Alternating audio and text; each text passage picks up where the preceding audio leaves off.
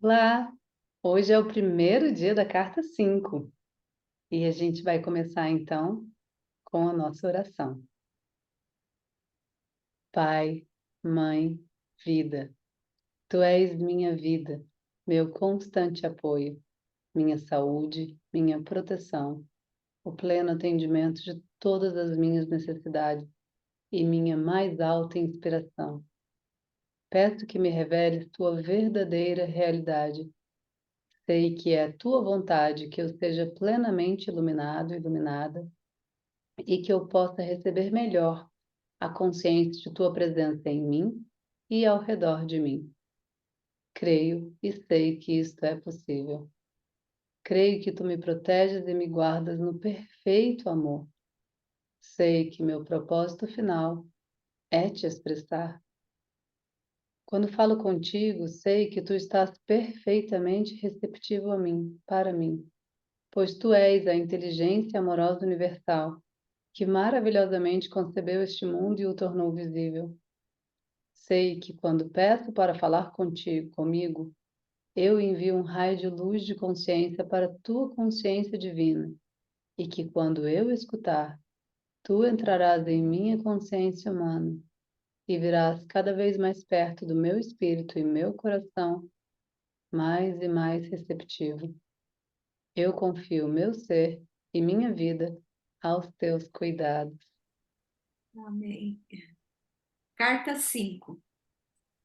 Eu, o Cristo, estou escrevendo essa carta 5 para definir claramente a realidade oculta, a qual também me referirei como o universal e o divino, a fim de ajudá-lo a abrir sua mente à compreensão de que enquanto você é um indivíduo, aquele que lhe deu o ser e a individualidade é em si mesmo universal, eterno, infinito, onipresente, sem princípio, sem fim. Para o bem das pessoas que resolverem ler a carta 5 antes das cartas anteriores, as quais relatam minha vida e meus verdadeiros ensinamentos enquanto estava na Terra, direi que meu verdadeiro eu, Jesus Cristo, não deve de nenhuma maneira ser confundido com o Jesus retratado no Novo Testamento. Uma vez que meus ensinamentos originais foram difundidos e muito mal interpretados por todo o mundo na forma dos 4 evangelhos, é minha intenção começar a ensinar a verdade da existência, explicando o verdadeiro significado de minha terminologia original citada nos evangelhos. Isso é necessário para desfazer e finalmente eliminar da consciência das pessoas os mal-entendidos que têm persistido, assim como a má informação dada às gerações de buscadores espirituais desde que vivi na Terra. Quando estive na Terra, para descrever a realidade por trás e dentro da existência, usei deliberadamente o termo Pai, ao referir-me a Deus. Tive duas razões para fazê-lo. Em primeiro lugar, como expliquei na carta 1, quando recebi a iluminação no deserto, pude ver que os conceitos que descreviam o Criador do universo, conforme revelados pelos profetas Jesus, eram completamente errôneos. No segundo lugar, me foi permitido perceber com clareza e compreender plenamente a verdadeira natureza do Criador. Dei-me conta de que era uma natureza parental e de satisfazer as necessidades da criação de maneira específica e bem definida, semelhante a um pai e mãe. De fato, vi que os impulsos parentais presentes em todos os seres vivos eram extraídos diretamente do Criador e que a origem de todo o amor e dos impulsos parentais eram também a origem da vida e da existência em si. Eu acho bonito isso, porque às vezes a gente duvida quem somos né? Às vezes a gente duvida que nós somos o puro amor. A gente ouve ao longo da nossa vida que a gente é metade bom, metade mal. E aqui ele fala, ó, dedinho, você não é metade bom, metade mal. Você é a essência do divino. O nosso ego, ele está em processo de burilação, de aprendizado, mas nós somos a essência do divino. E a gente vai aprender pelo bem ou pelo mal, mas a gente busca o aprendizado de várias formas. Então, aqui, quando ele fala do pai e da mãe, e dessa coisa inata da gente se apaixonar pelos nossos filhos, isso é uma prova de que a gente é a essência do divino. Porque é isso que é o divino, e é isso que somos, nós somos o divino. Eu adoro esse trecho quando ele lê aqui. Além dele já começar a carta rompendo paradigmas, né? É forte, né? É Assim, forte. esse início dessa carta, né? É muito forte, né? Eu me lembro que quando eu comecei a ler esse livro, eu queria mais referências ao Evangelho, porque eu queria acreditar que o que tinha no Evangelho era verdade. E de repente ele fala que não, não é o Evangelho que é a verdade está aqui. E para mim isso foi um uou! E outra coisa que ele vai fazer muito nesse livro, nessa carta especificamente, mais para frente dela, é mudar as palavras, um novo ensinamento das palavras, e é uma nova construção de pensamento. Por isso que lá atrás muitas vezes a gente falou que a gente bugou na carta 5, porque ele fala que eu vou te explicar o verdadeiro significado da minha terminologia. Então, nessa carta tem muita terminologia nova para a gente ir absorvendo devagar. Sim. Também vi que a criação era uma manifestação visível dos impulsos criativos universais do ser, que, portanto, podia chamar a humanidade de descendência do Criador. Por esta razão, era totalmente natural que falasse do Pai ao referir-me ao Criador, pois, para mim, isso é o que realmente o Criador é, em todos os aspectos, e, sobretudo, pai, mãe. Porém, considerando a insistência judia em relegar a mulher a uma posição subordinada na vida diária, me referi somente ao pai para evitar a resistência judia e para ganhar a sua aprovação para o novo termo. Também idealizei o termo pai para ajudar os judeus a perceberem que seu conceito de Jeová e a rigidez das leis judias eram totalmente errôneas. Também, ao utilizar um novo termo, o pai, para descrever o Criador, o impulso criativo por trás e dentro da existência, esclarecia que havia trazido um ensinamento completamente novo, oposto à crença estabelecida em um Deus que rejeitava certas pessoas e que enviava para elas merecidos desastres como castigo. Eu quero Era, fazer uma pontuação aqui. Ele começa esse parágrafo dizendo: também vi que a criação era uma manifestação visível dos impulsos criativos universais do ser. Esse pedaço eles deixam em negrito.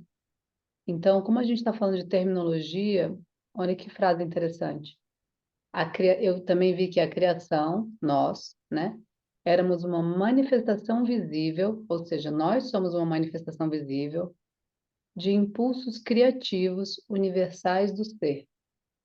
Toda vez aqui nessa carta, quando ele fala criativo, poder criativo, se refere ao poder de cocriar. Não é criativo no sentido de criatividade, mas é de cocriar, de manifestar, de materializar, de criar matéria. Então ele está falando assim, que ele lá atrás percebeu que nós era uma manifestação visível dos nossos impulsos de criação, de nossos impulsos de materialização universais de nós seres, temos esse impulso de materializar, de criar a nossa vida, como ele veio falando nos capítulos anteriores.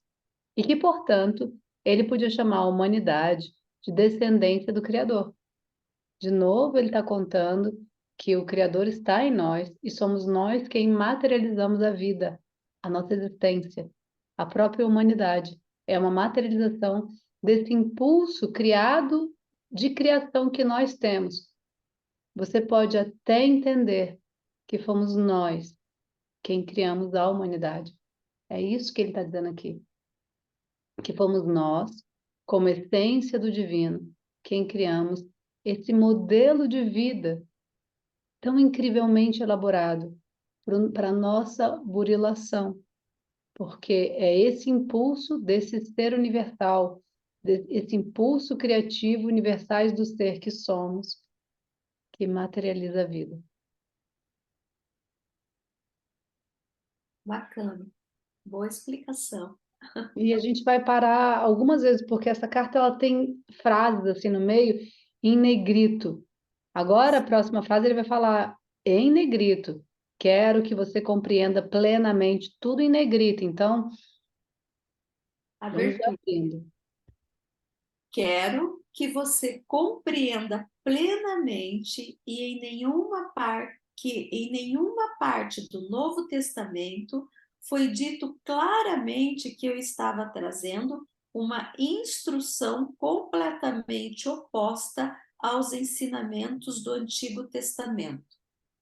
Portanto, não se pode confiar, aceitar ou crer no Novo Testamento como uma verdadeira narração de minha vida e ensinamentos.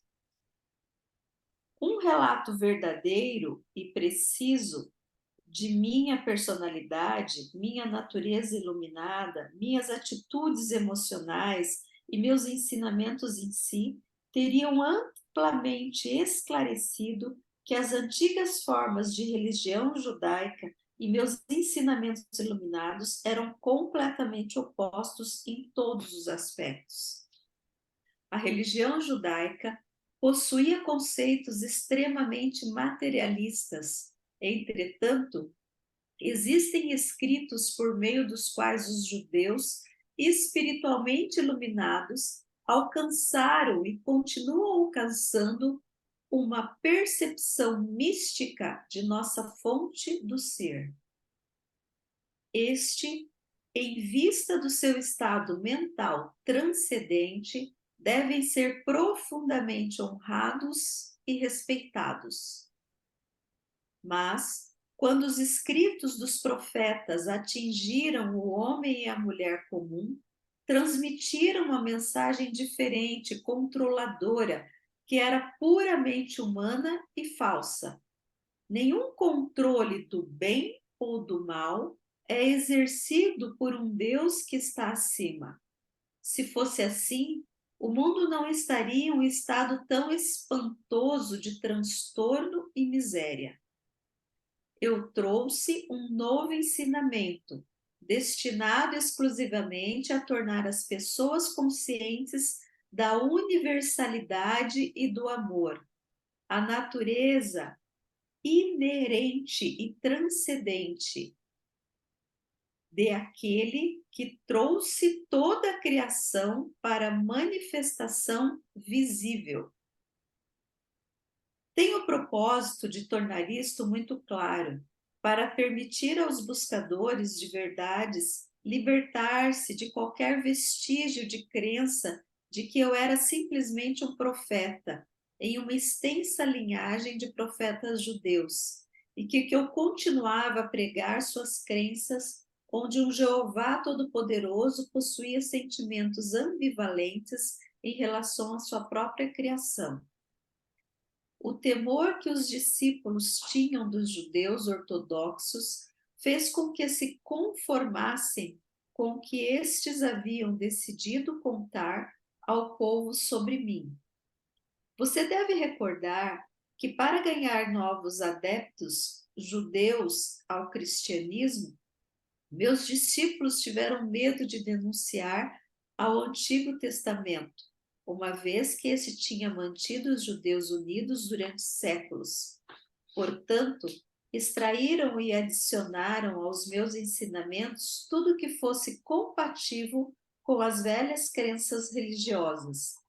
Minha genealogia foi traçada para assegurar aos judeus que eu descendia do rei Davi. Por que teriam se incomodado em fazer isso? A não ser que quisessem deixar claro que eu era judeu de linhagem antiga e que, portanto, era um legítimo candidato a Messias. Eu quero comentar mais um pouquinho. Quando eu leio isso, eu acho tão humano que os discípulos tenham feito isso, sabe?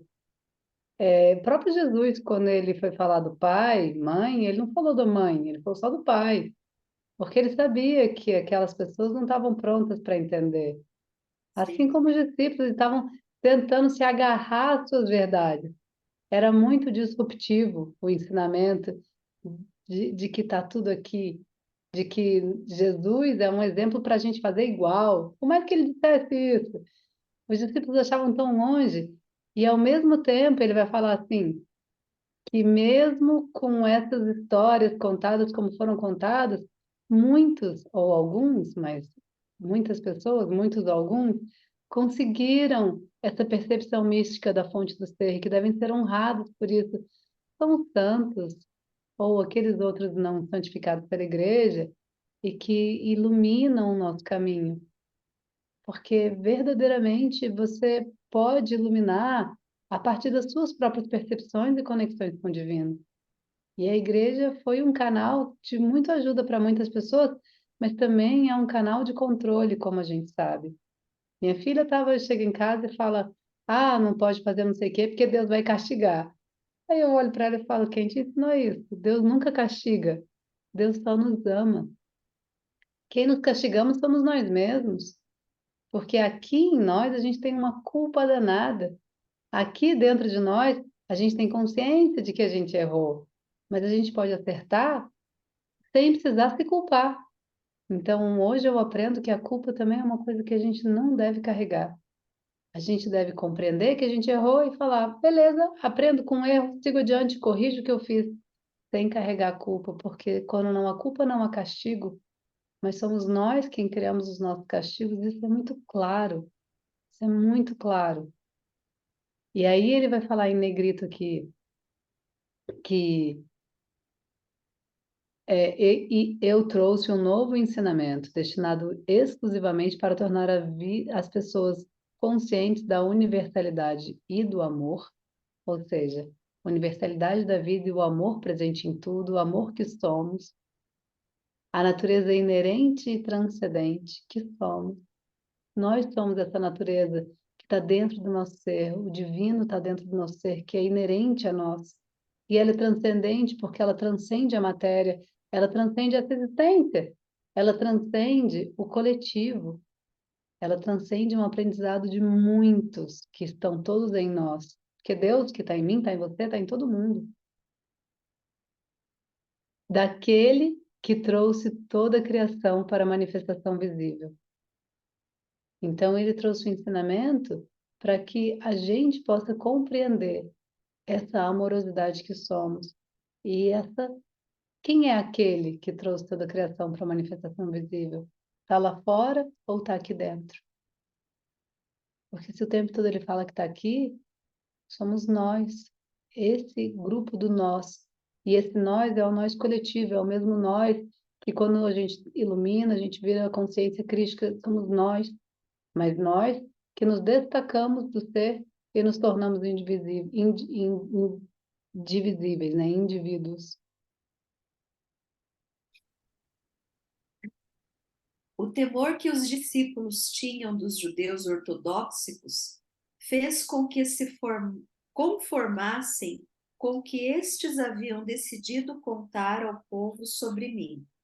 Você deve recordar que, para ganhar novos adeptos judeus ao cristianismo, meus discípulos tiveram medo de renunciar ao Antigo Testamento, uma vez que este tinha mantido os judeus unidos durante séculos. Portanto, extraíram e adicionaram aos meus ensinamentos tudo que fosse compatível com as velhas crenças religiosas. Minha genealogia, que foi traçada para assegurar aos judeus que eu descendia do rei Davi, porque teriam se incomodar, por que teriam que se incomodar com isso? a não ser que quisessem deixar claro que eu era judeu de linhagem antiga e que, portanto, era um legítimo candidato a Messias.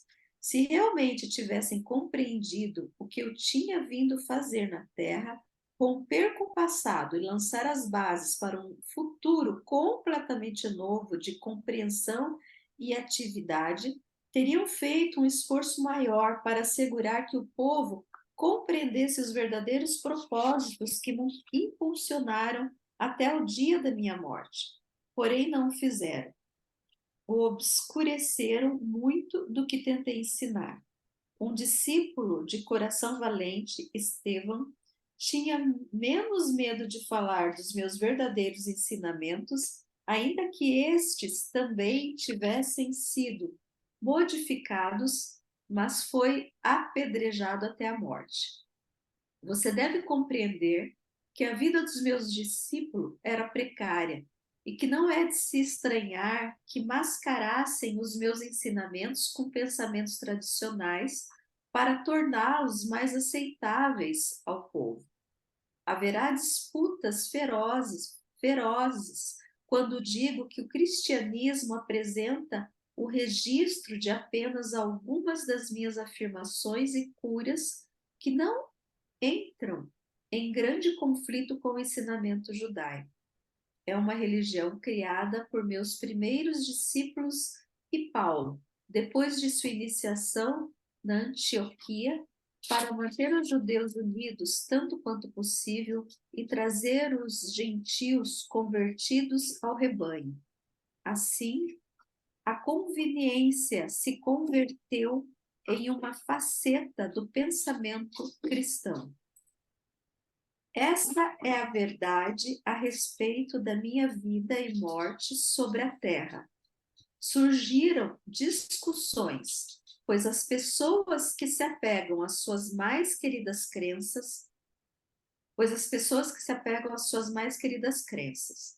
quando chegam a abandoná-las, experimentam a mesma dor que sentem aqueles que perdem as suas mais queridas posses. Entretanto, por mais queridas que sejam as crenças, são somente crenças.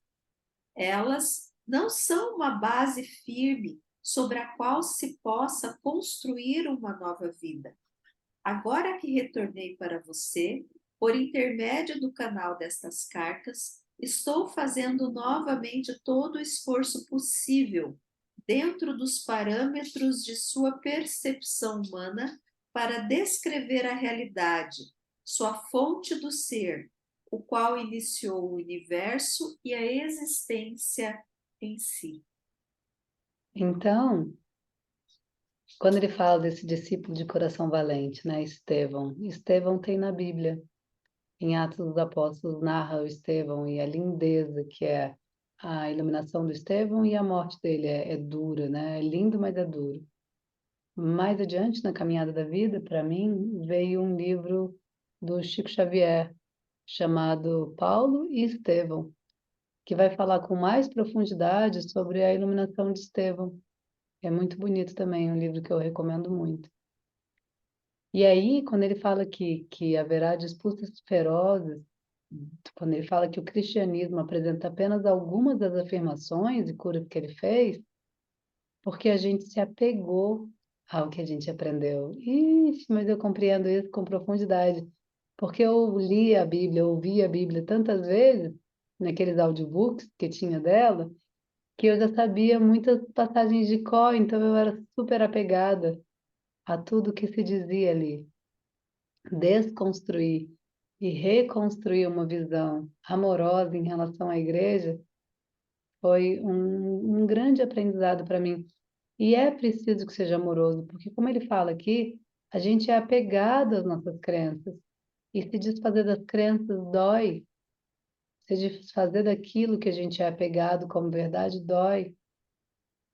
A gente enrijece ao longo da vida. A gente vai ficando rígido na forma de pensar, a gente vai ficando rígido no corpo, o corpo todo endurece. A gente não fica mais flexível e molinho como uma criança que aceita com facilidade o que vem. A gente tem certeza do que é certo e do que é errado. Então a gente enrijece a mente e o corpo. E aí se desfazer dessas crenças é um exercício mesmo, mas fazer isso com amor, compreendendo a amorosidade por trás. Nada foi por acaso, tudo era dentro daquilo que as pessoas eram capazes de compreender. Olhar para os discípulos que obscureceram os ensinamentos de Jesus com amor, porque nós faríamos igual, igualzinho. Sim. E aí ele fala assim, Fica procurando agora uma significância, né? é isso que a gente Procurando faz. uma significância de quem somos e fazer esse desapego, né, de quem somos e entender que a gente apenas é. É um movimento, é É um um movimento. movimento. Entender que não há nada errado, que tudo que acontece é no tempo Desapego do certo. passado, né? Desapego do passado, desapego dos nossos mágoas e ressentimentos do passado. E aí, quando ele fala aqui que ele vai de novo fazer todo o esforço possível, ele fala que é difícil para ele estar aqui fazendo essa carta. Que não é uma coisa assim, que quando ele abaixa a frequência dói. Lembra que na carta ele falou que é como se chegasse num lugar de carnificina, tivesse que olhar para aquilo, sentir aquilo. Ele fala que é duro para ele fazer isso aqui, então tomara que a gente saiba aproveitar e permitir que essas palavras nos orientem. Sim. Exatamente como há 2000 anos. Eu vim agora, através do canal dessas cartas, estabelecer as bases da futura evolução espiritual durante o próximo milênio. O seu desenvolvimento espiritual somente pode surgir de suas mais profundas percepções e da compreensão da natureza da existência e daquele que o trouxe para a existência. Pois o que você claramente percebe cria as condições nos quais você vive. É a Opa, cocriação. é a cocriação. Vamos lá, né? Primeira coisa que ele fala, que a gente precisa entender a natureza da existência, ou seja, as leis da vida. Não a partir do que a igreja conta agora, mas a partir do que está aqui, ó. A gente precisa entender como é que funciona o planeta, como é que funciona a vida, através de compreender a natureza daquele que trouxe para a que o trouxe, que nos trouxe para a existência.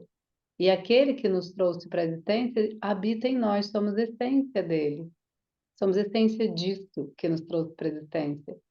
Aí ele fala, pois, o que você claramente percebe cria as condições das quais você vive. Então, se no meu meio ambiente eu percebo mulheres brigando por causa lá do mito do Adão e Eva, e eu acho comum que mulheres briguem, e eu vou me portar como uma pessoa que atrai briga com mulheres. Se no meu microambiente eu tenho guerra entre ressentimento com masculino, com feminino, eu vou atrair. Se eu tenho medo da pobreza, eu vou atrair situações onde eu vivo a escassez para eu poder compreender a pobreza. Tudo o que a gente percebe vão criar situações para o nosso aprendizado. Então, se eu estou colhendo escassez agora, o que a escassez está me ensinando? E aqui no Brasil, a escassez, ela é visceral. É um aprendizado que todos nós passamos por ele, até que a gente amadurece a escassez e a gente aprende com ela. Assim como cada país vai ter o seu aprendizado, todos os países têm muito a aprender. E hoje em dia, nessa globalização, nessa mistura de culturas, a gente vai permeando um aprendizado e o outro, ou seja, potencializando nossa capacidade de aprender mais rápido. Aqui entra aquele conhecimento, a vida acontece para mim. Nossa, esse conhecimento foi incrível, né? A vida não acontece, a vida acontece para mim, em função de muitos. Em função de muitos. Então, às vezes, a gente está achando que algo está acontecendo conosco, meu Deus, porque isso aconteceu comigo? E ela é para o nosso aprendizado, para a evolução da nossa alma e em função de muitos, porque nós somos esses muitos. A minha essência e a sua essência é a mesma, é o mesmo Deus que nos habita. Então, nós todos aprendemos juntos no coletivo. A humanidade, por não ter compreendido as suas verdadeiras origens espirituais, está constantemente envolvida em guerras, gerando condições terrenas que são uma desgraça para a consciência humana, além de uma fonte de todo tipo de sofrimento. Por essa razão, estou enviando, irradiando o pleno poder da minha consciência crística, a fim de trazer para você a verdade da existência na forma de uma terminologia moderna e compreensível. Quero capacitar você a construir uma nova consciência e compreensão da verdade como ela realmente é, ao invés de deixá-la continuar aderindo às falsas crenças que foram ensinadas ou transmitidas a você por tradição. Com o uso e a compreensão, a terminologia despertará em você a mesma ou ainda maior reverência, amor e percepção espiritual que você sentia antes, utilizando a palavra de Deus. A palavra Deus. Esta terminologia mais apropriada, carregada de significado universal, preencherá você com o poder espiritual quando utilizar e visualizar o significado das palavras. Estou aqui para dizer que quando você tiver purificado a sua consciência dos grosseiros pensamentos e sentimentos humanos, próprios dos impulsos do ego, e perseverar na meditação em uma elevação de sua consciência em direção ao universal, você começará a sentir o poder espiritual invadindo sua mente e, finalmente, todo o seu corpo. Assim, meus ensinamentos são dirigidos exclusivamente para ajudá-lo a abrir a sua consciência para a nova vida, a vitalidade e o poder espiritual, a fim de que você possa abandonar a sua velha maneira de viver, limitada e insatisfeita, e encontrar uma nova fonte de alegria interior e de satisfação para cada uma das suas necessidades. Reflita sobre esta afirmação. Eu não trouxe nenhum deve ou não deve, ou restrições frustrantes que você mesmo, não queira impor a si mesmo. Eu certamente vim para dizer como as suas formas de consciência têm vida por si mesmas e no final se manifestam em seu mundo. Porém, deixo ao seu bom senso escolher os pensamentos saudáveis, os atos amorosos e o caminho correto que leva à alegria e à realização quando tiver compreendido a verdadeira natureza da criação. Gente, quem aguenta, né, esse Jesus? Ele é Nossa, fofinho demais! disparado. Ele começa ali em cima, né?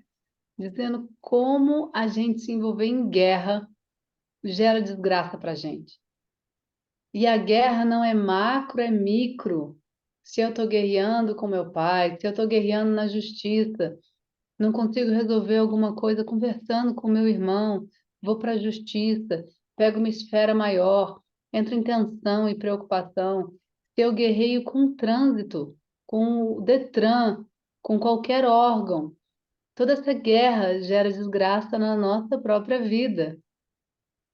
A pequena e a grande guerra vai gerar desgraça na nossa própria vida, porque isso é a fonte do sofrimento.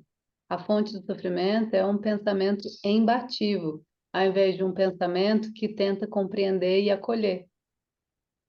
Depois ele fala que ele está irradiando o pleno poder da minha consciência crística, que é sobre a verdade da existência. Então, a consciência crística, que não é só dele, ele, é ele com todos.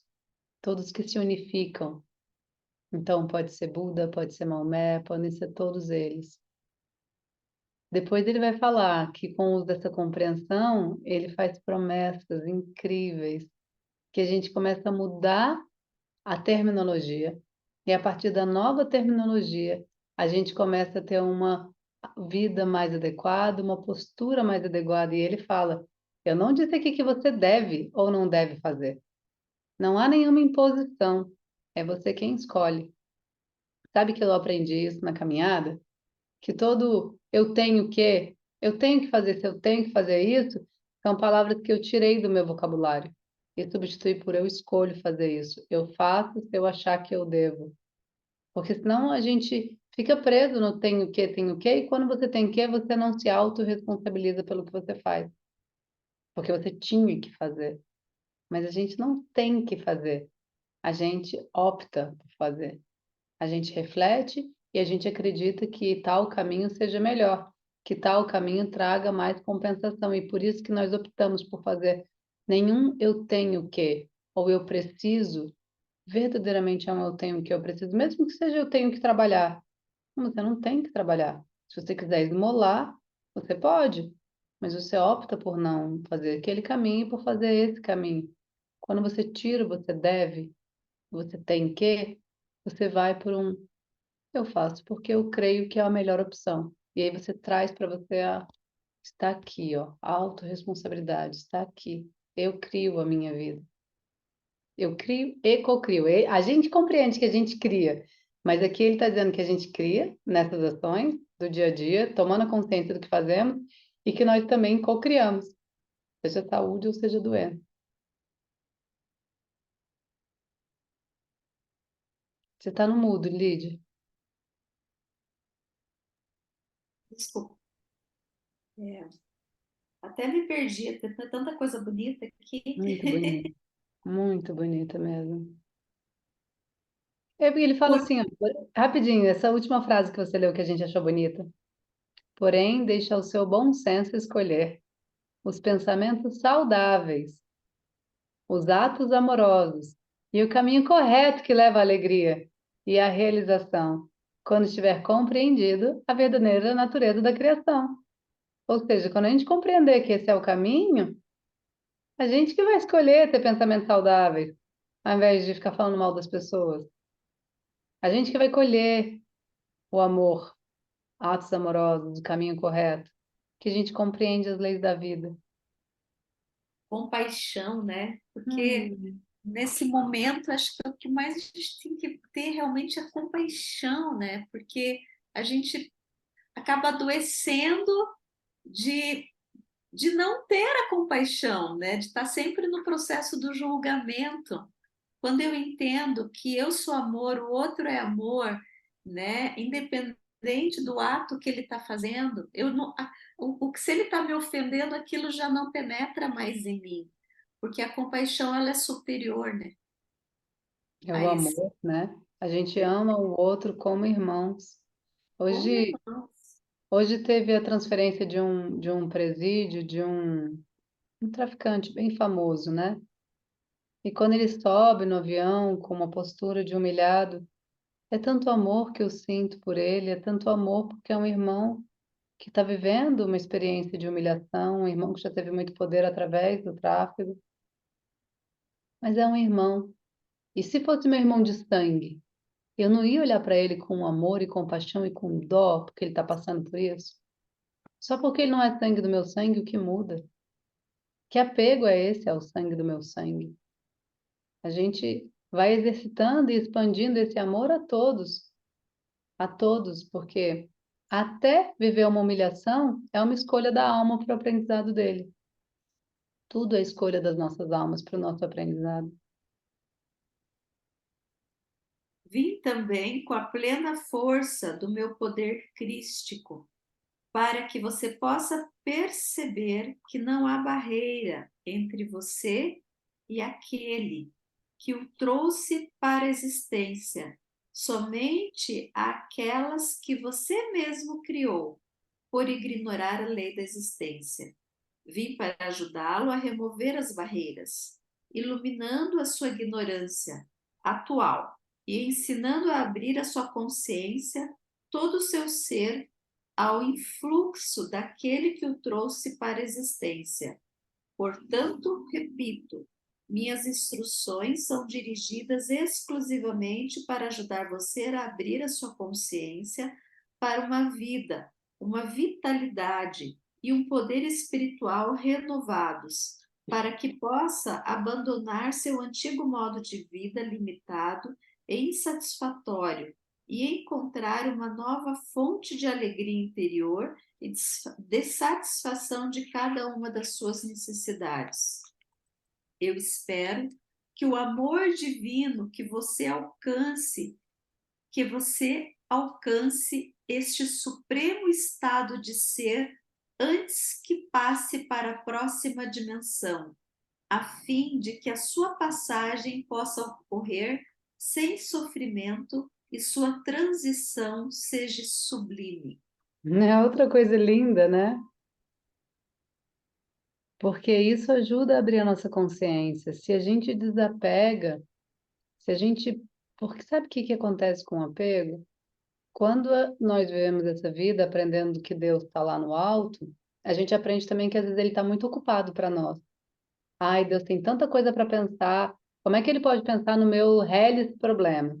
E aí a gente cria uma mágoa de Deus, todos nós, em alguma parte da gente. Em algum momento se sentiu abandonado por Deus, todos nós. E nessa sensação de sentirmos abandonados por Deus, a gente quer cuidar dos que a gente ama. Opa, filha minha, eu que cuido. Porque afinal de contas, vai que Deus está ocupado para cuidar dela. Melhor eu cuidar. Aí a gente vive uma vida apegado e protegendo, eu que protejo, eu que protejo, eu que protejo os meus, eu protejo meu filho, eu protejo. Então, quando a gente vai se desfazendo do corpo físico e a gente faz a passagem, a gente é tão ressentido com o medo desse abandono e que nós que temos que proteger, que a gente tem uma passagem sofrida. E aí ele está falando, olha, quando você compreende tudo isso, que Deus está em você, que nunca houve um abandono, que você às vezes optou por preferir que Deus se afastasse para que você sentisse o seu próprio poder pessoal. E aqui eu vou fazer um parênteses, que essa é a história do filho pródigo. Ele pede para se afastar do pai, dessa consciência, para que ele experimente a vida por si só. Então, nada mais natural a gente ter vivido a parábola do filho pródigo. Todos nós temos vivido essa parábola do filho pródigo. Todos nós temos falado, pai, fica aí que agora aqui é comigo, ó, eu vou experimentar a vida nos meus termos. Mas também a gente volta para casa, como o filho pródigo voltou. E a gente compreende que nunca houve um abandono. E é nisso aqui, ó, que a gente pode fazer isso, quando a gente volta para casa, quando a gente trabalha os nossos ressentimentos. E só, o meu caminho é só, que eu conheci, são só terapias profundas para te levar a se libertar do medo do abandono. E quando a gente consegue se libertar, é que a gente desapega da gente ter que cuidar. Não é porque eu sou mãe de 3 bebês lindos que eles têm que ser cuidados por mim. Porque Deus cuida deles o tempo inteiro. E a caminhada deles vai trazer o melhor. O que tiver que vir vai ser o melhor. Se o que tiver de vir dentro do script de vida dele e minha for a minha morte, tudo bem, é para o bem maior. E onde quer que a gente esteja, a gente vai estar unificado porque esses filhos já são meus.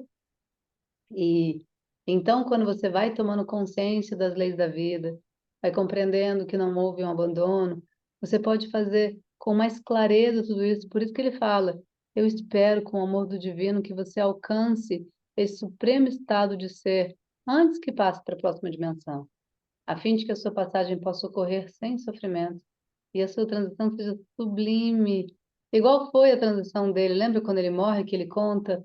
Ai, foi incrível. Eu estava lá sofrendo e eu fui acolhido e amado, e tudo que entrou dentro de mim expandiu meu amor em mim. Que delícia viver isso, com um desapego, com a consciência de que nunca houve um abandono. E essa consciência só vem com a cura das vezes que nos sentimos abandonados, que todos nós nos sentimos abandonados. Em algum momento, seja mesmo quando a gente perdeu o peito da mãe, em algum momento a gente se sentiu abandonado e isso está registrado no nosso, na nossa mente e a gente cura isso para a gente poder compreender que Deus habita em nós, sempre habitou. Este é o único propósito que motiva essas cartas. A afirmação acima é um modo mais forte e poderoso de dizer, em outras palavras, o que eu disse quando estava na terra. Busque primeiro o reino dos céus e todas as coisas boas serão dadas a você em acréscimo. Não fiz essa afirmação para convencer as pessoas a serem boas. Anunciei um fato da existência. É preciso que compreenda, completa e claramente, que aquele que você chama de Deus e o que me refiro como universal não possui nenhuma das características humanas que são atribuídas a ele pelas muitas religiões. As características humanas de raiva, ameaça, castigo, por exemplo, pertencem somente à condição humana. Digo novamente, eu, o Cristo, desci para ditar essas cartas expressamente para livrar sua mente das antigas imagens formadas com palavras humanas, cunhadas pelos profetas. É minha firme intenção substituí-las por descrições do poder da consciência universal, o qual realmente cria, move-se e apoia o universo visível e todas as demais dimensões para além da sua percepção e compreensão atual. Então, aqui, ele vai se referir ao o universal como o que a gente chama de Deus, né?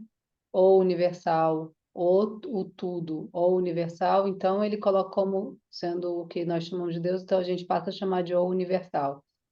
E depois ele fala que é firme a intenção dele de substituir as descrições do poder da consciência do universal. Então, ele já falou lá atrás para a gente que tudo é consciência, que consciência é vida. Consciência de Deus, consciência do universal, o poder da consciência do universal. Quando a gente entende esse poder e a gente entende que o universal habita em nós, que é essa consciência desse poder que nos faz criar a vida, ou seja, a criação de criatividade que ele vai colocar aqui, a gente vai entendendo o, o poder da consciência do universal, né, que é o Deus. Então, o poder é minha firme intenção substituí-las por descrições do poder da consciência universal, a qual realmente cria, move-se e apoia o universo visível e todas as demais dimensões para além de suas percepções, de sua percepção e compreensão atual.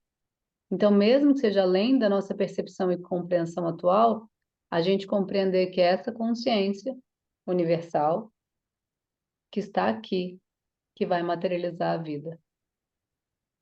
Por isso que, em meio a uma diversidade, ou em meio a ter que tomar uma decisão, né?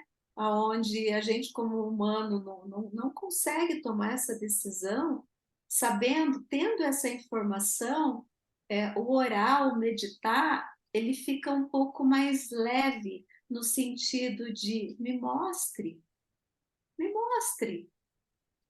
me mostre qual o próximo passo. Eu falo sempre isso porque eu acho fantástico essa experiência do me mostre o próximo passo e Me realmente inspira, né? soltar, acreditar que isso vai ser mostrado, porque isso já nos pertence. Ele está fazendo uma promessa. Na verdade, ele está revelando essa promessa aqui para gente. Ele está revelando essa promessa.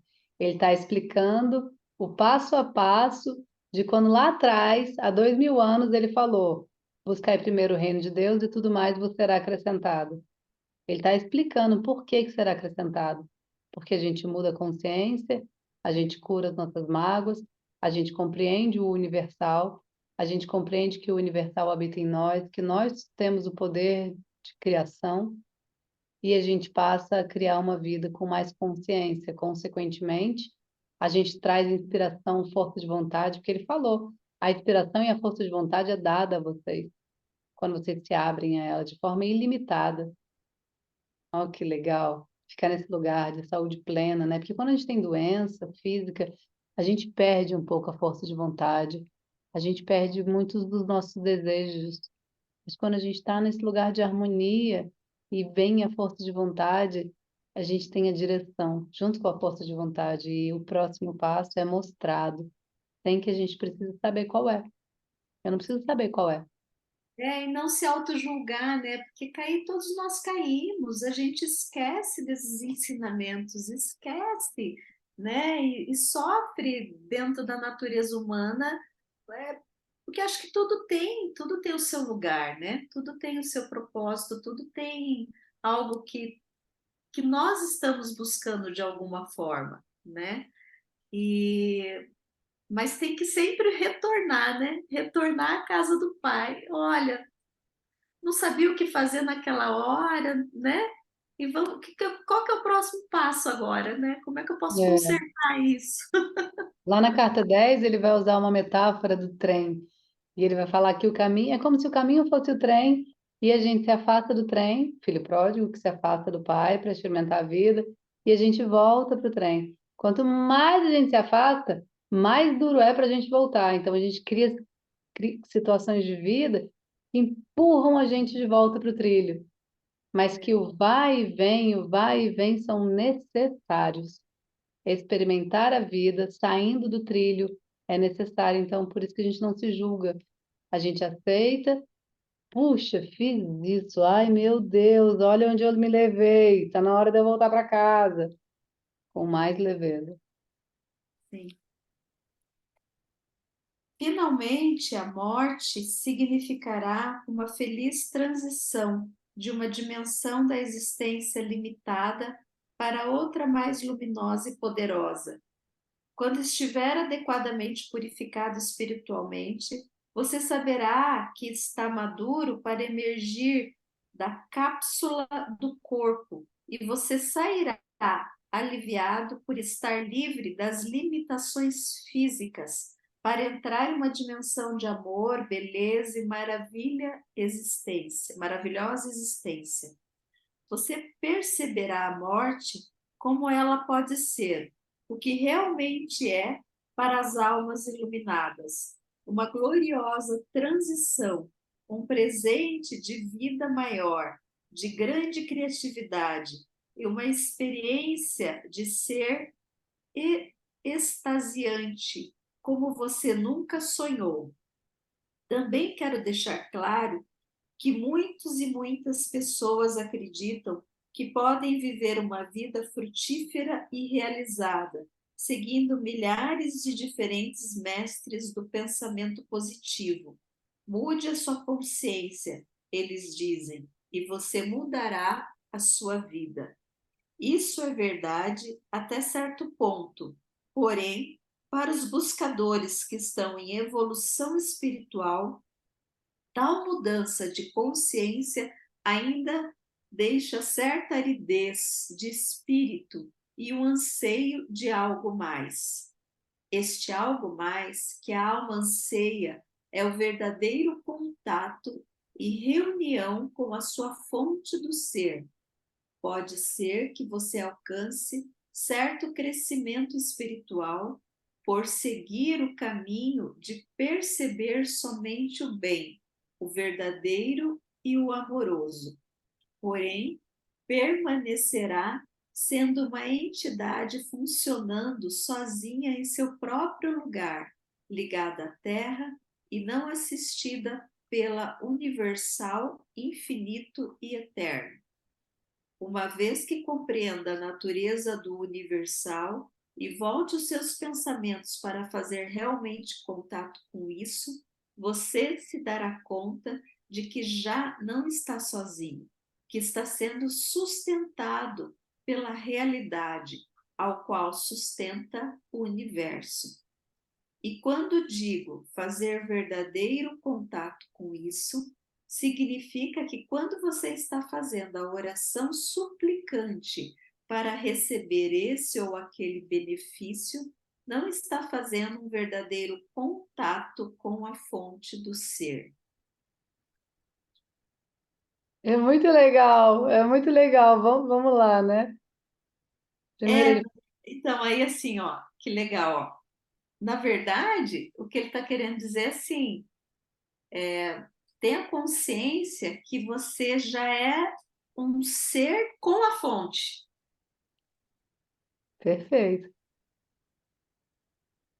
né? E não, eu não preciso entrar num estado de lamúria, né? Mas vamos por partes, né? Todos somos magoados. E por mais que saibamos que Deus habita em nós, como que eu me conecto a isso? Aí ele vai falar: "Uai, muita gente começa o caminho aprendendo pensamento positivo. Isso é legal? É legal, é um começo. Mas tem uma hora que, ó, chegou no limite, porque você tem um anseio por algo a mais. E esse algo a mais é essa unificação com a fonte do ser, com o universal, com o eterno e infinito. Então ele já deu novos nomes para o que a gente chama de Deus, né? Chamou de universal, de infinito e eterno. Aí ele fala que esse desejo e esse anseio é natural de todos nós. Chegar nesse desejo de uma conexão profunda, onde a gente entende que não estamos sozinhos. Mas para entender que não estamos sozinhos, a gente faz a cura de quando nos sentimos abandonados. Isso é caminhada. E essa cura é feita por Deus. Porque se eu tento fazer tudo sozinho, se eu tento fazer atos de bondade, pensar somente no bem, viver o amor verdadeiro, ser amoroso, mas faço tudo funcionando sozinho, eu abro mão de ser assistido pelo Eterno, pelo Universal. Uma vez que, ao contrário, né?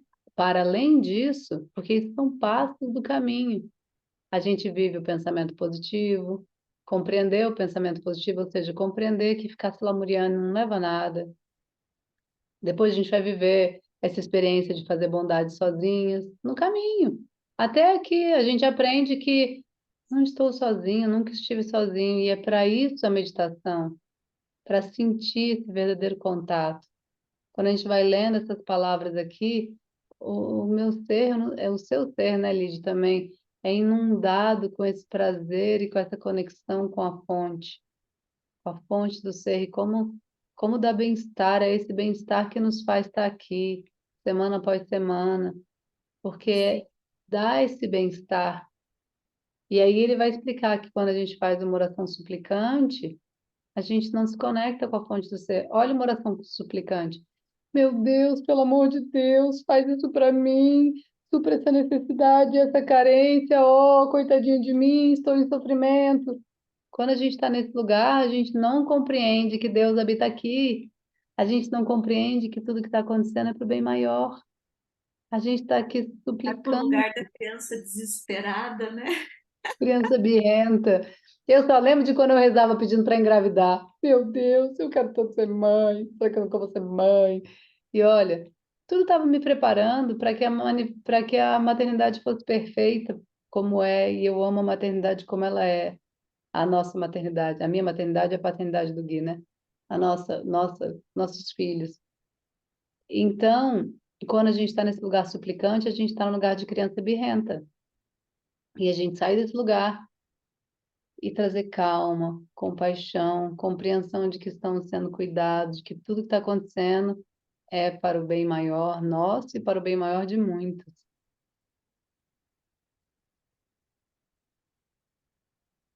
Vou ler mais um pedacinho.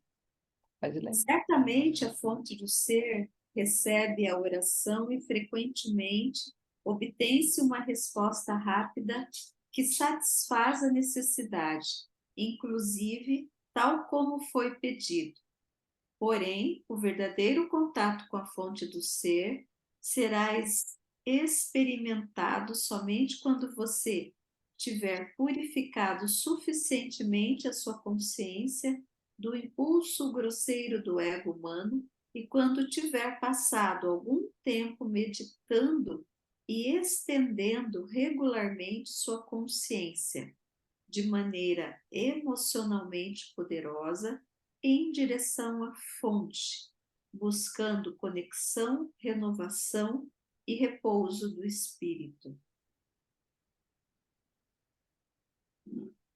Este é o verdadeiro propósito por trás da existência, uma constante e mútua reciprocidade de comunicação entre a fonte do ser e a criação. É lindo, né? Sei que o meu propósito é te expressar. A gente fica procurando propósito na vida em coisas pequenas. Ah, meu trabalho, ah, meus filhos. Mas o verdadeiro propósito da vida e da existência é saber que somos tudo isso. Somos co-criadores, manifestamos cura, sentimos a presença de Deus e de todos que estão além do véu, para além do véu. Todos os que fazem parte do universal, do unificado. Quer E é parar por bonito aqui? demais. Sim, vamos parar por aqui. Uhum. É realmente muito prazeroso estar aqui com vocês. A gente ama que vocês nos acompanham, porque vocês ajudam a caminhada, a gente aprende junto, mas tá aqui, Lidiane, com você. A Marília está viajando. E todo mundo que quiser participar desses encontros é muito bem-vindo. Fala um oi pra gente e é muito bem-vindo. A gente ama fazer parte desse caminho. Amém. Lindo, gratidão. Um beijo, beijo a todos.